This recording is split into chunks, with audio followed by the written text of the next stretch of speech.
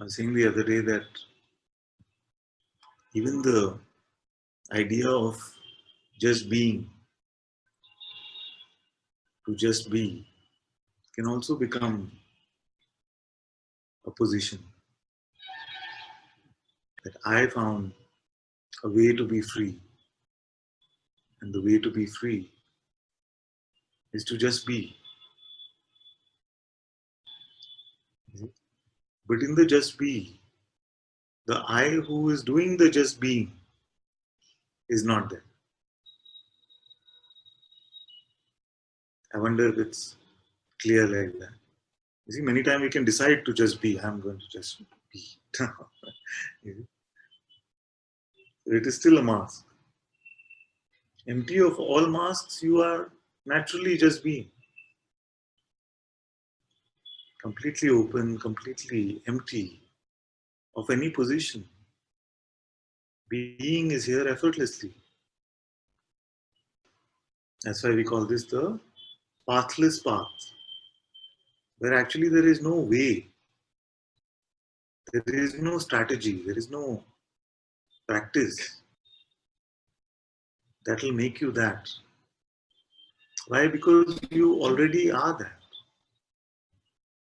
Therefore, as Bhagavan said, true knowledge is just the dropping of ignorance. It is not the picking up of something new. That's why Bhagavan also said that the words of Satsang are just the thorns that we are using to remove the thorns which are already embedded. What are these thorns? These thorns are the beliefs we have about ourselves, the conditions we have about ourselves.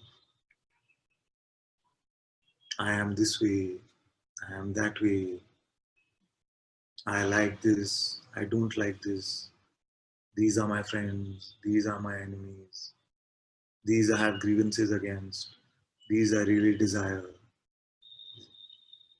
All these conditions, at the center of which is the individual idea of me, the identity of I. This is ignorance. Just these false ideas about ourselves, they are being dropped. But you will not become something other than what you already are. You see? The journey from person to being is transformative only in the sense of the dropping of the person, not the creation of a new being. This is a very important point which gets mistaken many times. It is not something new which is being added on. To use a metaphor, we can say that it is just this, what I call conceptual dust. It is being shrugged off now.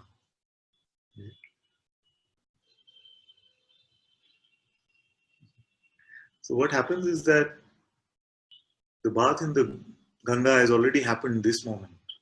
All the dust is off. But as consciousness, you can decide to pick up some more.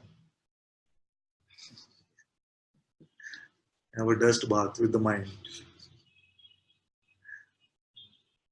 But as you remain empty of these notions, then the notion of person doesn't have any room. So as we remain conceptless, it is the mind which has run out of moves. Unless the remain conceptless itself has become a concept.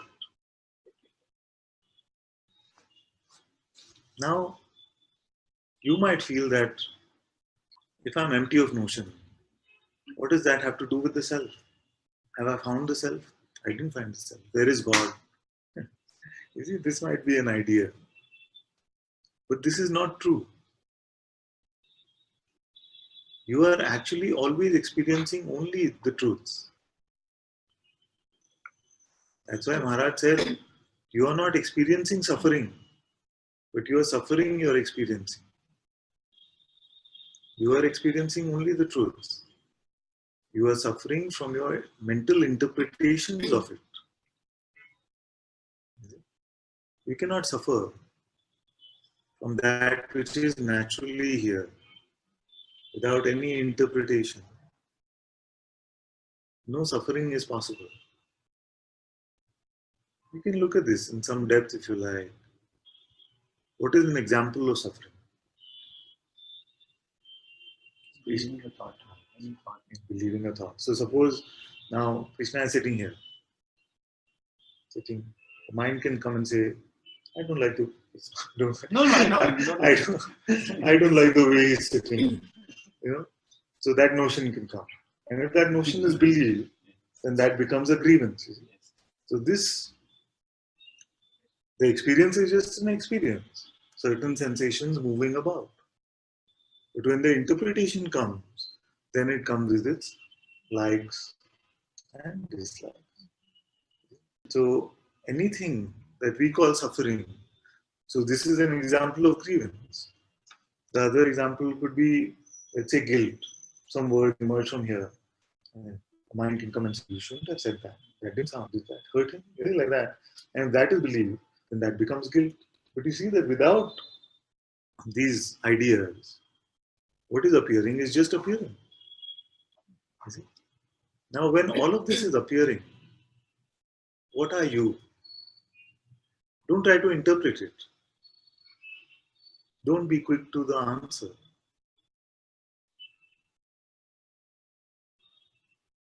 Are you an object along with the rest of the appearance? Again, I'm saying I want no answers. As you are empty of any notion, what do you find yourself to be? And I'm emphasizing over and over, I don't want answer because our idea of knowing has become this, I have the right concept of it. So I'm saying I'm not interested in any concept that you come up with. You see, the question has been asked, you leave the question unmolested by any notion. If any notion comes, you let it come and go. Don't bother with it. Because I'm not interested and you also don't be interested. The question is that this appearance is happening. All that is appearing is appearing. What are you? Are you also an appearance? Are you also an object?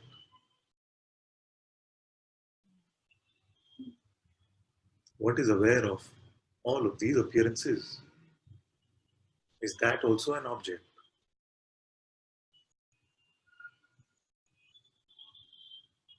And you are not confused about this at all in reality. You see, your concepts might be getting mixed up, but that is not your confusion. That is the confusion of the mind. So this secret I want to tell you all today that, and I've told you before, but as you are empty of any notion about yourself, the truth is here. The truth is completely apparent to you. You don't have to take a step. You don't have to move an inch to find the truth.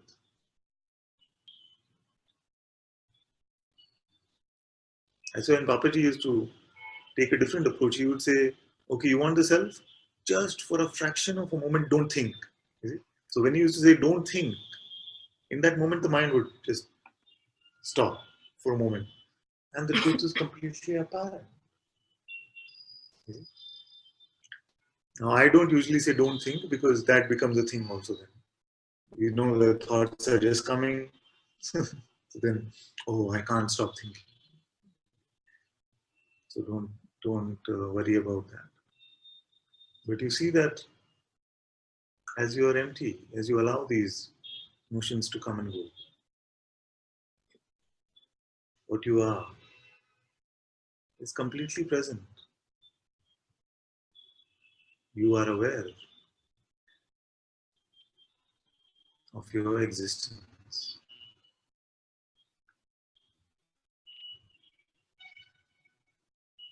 You don't have to struggle with it at all. Don't have to make this a conclusion that whatever judgment, conclusion, concept you might be believing about yourself, the truth never changes. The truth is not waiting for your mind certificate. The truth is not waiting for your attention to settle down. Whatever benchmark you have created for yourself to be free, to find freedom, the truth is not waiting for that benchmark. You might have said, but I need to settle into this. No, truth is not waiting for that. I just have to stabilize a bit more. Truth is not waiting for that. Because in all of this, the I is the false one. It is not the true I. The ocean is not waiting for the waves to have a certain quality before it becomes the ocean. But the ocean, strangely enough, gave itself the power to identify with the wave, to believe the idea that I am a wave. That's why I've been asking recently, how long will you believe yourself to be this, just this set of sensations? And if you want to believe that you are a set of sensations, then take a bigger jump and believe that you are every set of sensation, every visual, every sound, every taste. That at least is closer to the truth of what you are than to believe that amongst the millions, I am just these few thousand.